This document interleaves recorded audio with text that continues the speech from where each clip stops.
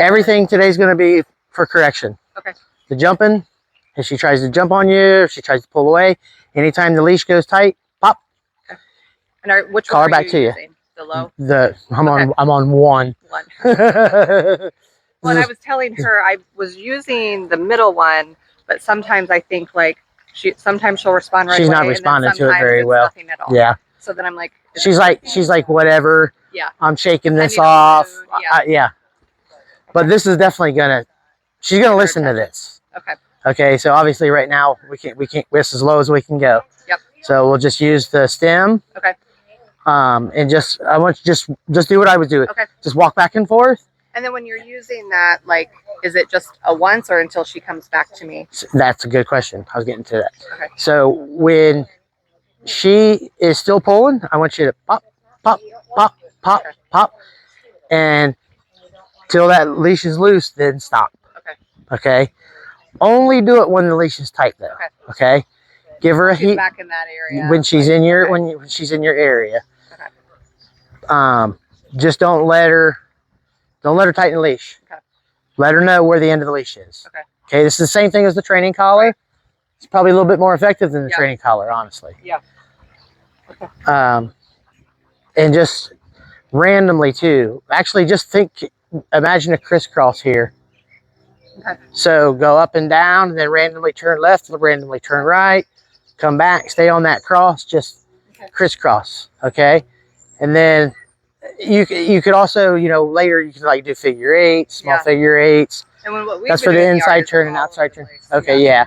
Literally just randomly, but just don't make a pattern of it. Okay. Keep her on her toes. That's what I was saying. Like, I think she eventually catches on to that, but then when it's just on the road or the street, it's the same pattern. And then after like 15 minutes, anything I do on there doesn't work. Okay.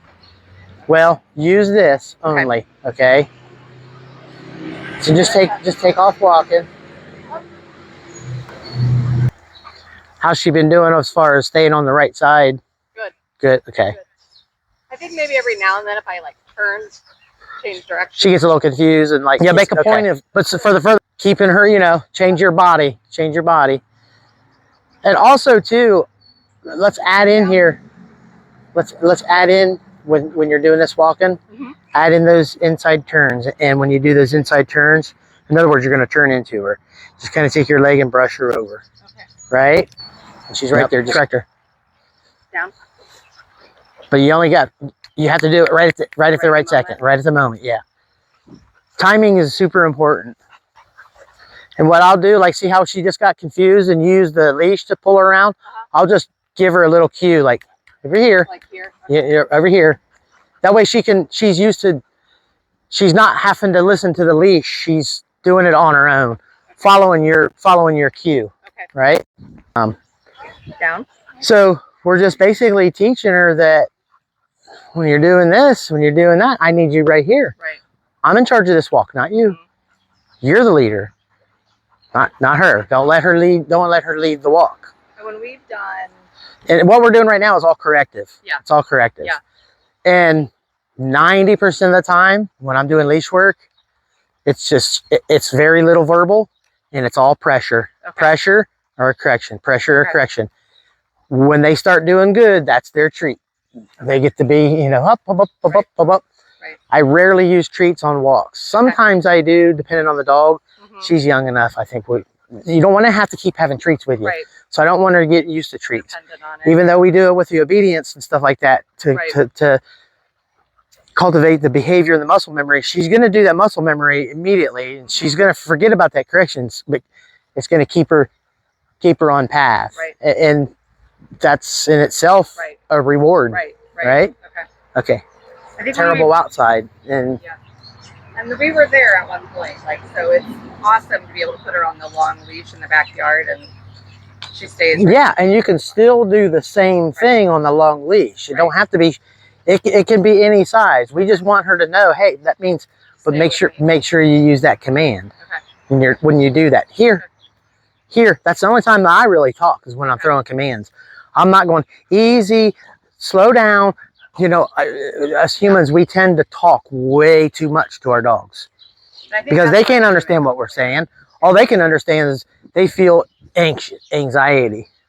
So when we're just quiet and cool and collect, and we're just here, and that's it, and we drop it. We don't keep talking. Right. Right?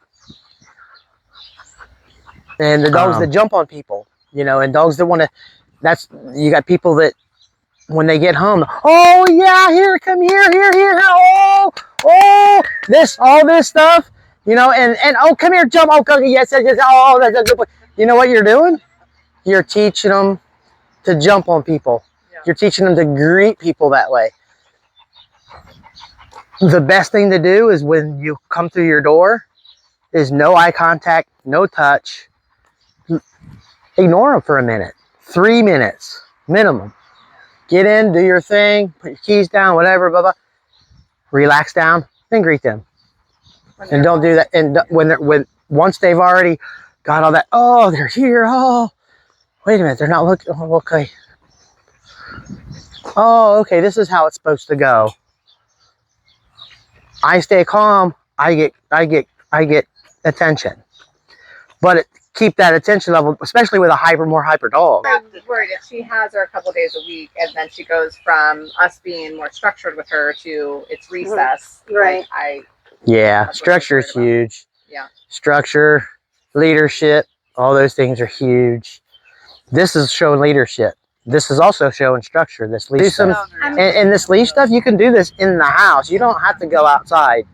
You know, it's like I said, she knows I'm drilling it. I've drilled it, haven't I? Inside is your practice field. Outside is your game field. You want to be on your practice field more than you are your game field. Face. Yeah, well, and we have like outside cats, so she's gotten better at like ignoring them, and then even doing the leash, the long leash in the backyard. Like she has 5 kittens that I have no control over that are just all over the yard, and she's gotten very good at like leaving them alone. Good. I think it's then picking her up, taking her to a different location, and then it's reapplying all the lessons. Yeah. So I don't think leave it worked too much when we tried it, so I did this with her the other day, and then that seemed to work. And the other worst thing that people can do is when their dog is leash reactive is reach down and pet them and tell them it's okay. That's another worst one you can do.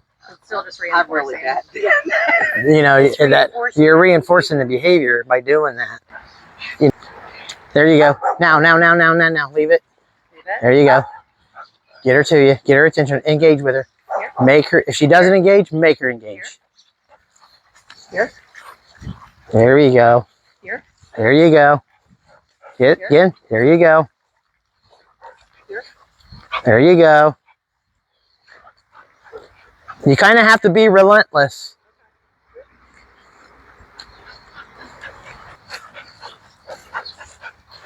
I mean, we kind of want them to make mistakes so they can learn, right? Yeah.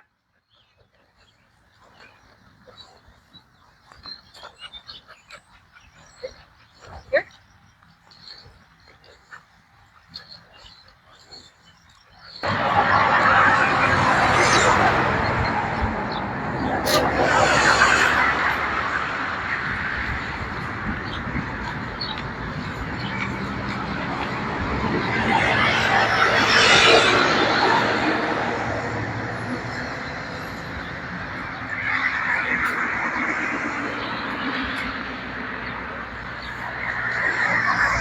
Yeah.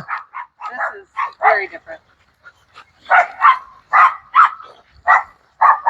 It's because you're leading. I'm not even paying them any attention either. Oh.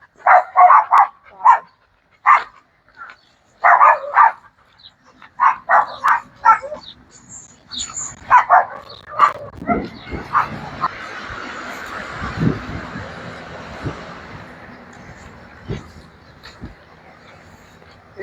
There you go. Now, how many times did you have to correct her? Just that once and I went down there. Pretty good, huh? Yeah. Yeah.